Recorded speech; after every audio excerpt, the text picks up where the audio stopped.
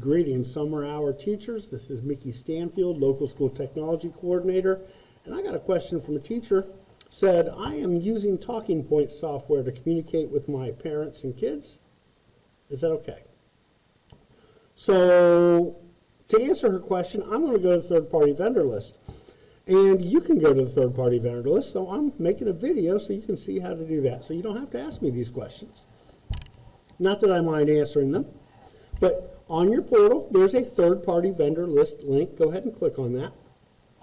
On the third-party vendor list, under application or platform, got to give it a minute to load. All right, I'm going to type in Talking Points. You can see I've already looked it up before, and hit enter. And it says that this is Category 4 software, that it has been approved. There's the vendor, and there's the application, and here's when it was approved. So what does it mean that it's approved? So click here to see the legends. And Category 4 tells us that this is software that requires teacher and student data to be collected, but it has been approved. So schools may utilize the vendor services. You are good to go. So what if it's not been approved? So I'm going to go ahead and close out of there, get rid of Talking Points. I'm going to switch, and I'm just going to look at some software that's category, let me look at category 5 software. Let's see if anything in 5 has been approved. So I'm looking at all category 5 software. All right, so this first one, Animaker, is the vendor. The software is Animaker. It has not been completed. It is in progress, so we don't know what the status of that is yet. Here's one called Caspio, which is an online database software, and it was not approved. So let's take a look at that legend. Not approved means the vendor did not agree to the GCPS terms, so do not use this software. All right, I want to take a look at one here for you that I've noticed I thought was kind of interesting. I'm going to look at Kindle. Let's look at Kindle.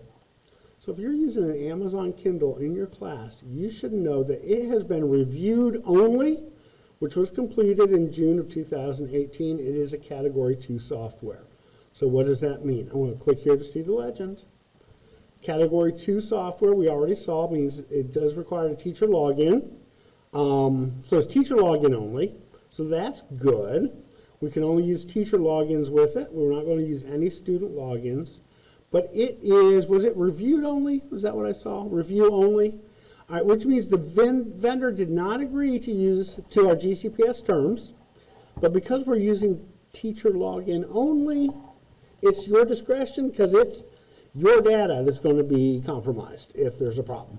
All right, so the vendor said, hey, we can't follow these rules to protect that data. But since it's not student data, it's your data, it is kind of on you whether or not you want to use it. Let's see the student generic login. I wonder if I can find one that has student generic login as the, let me get rid of the word Kindle here, and let's do a view report, and let's see what some things are. So student generic login, look at the legend. That means that the vendor did not agree to the GCPS terms, so you must use generic logons if you use it with students.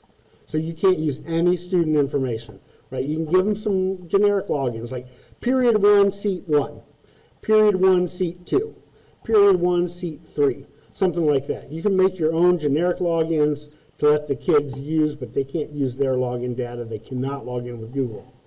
And here's some, so Duolingo. I know some people might be using that. Duolingo is student generic login only because they're not going to take care of the data. Adobe Spark is student generic login only. They're not going to take care of that data. Plickers, that's interesting.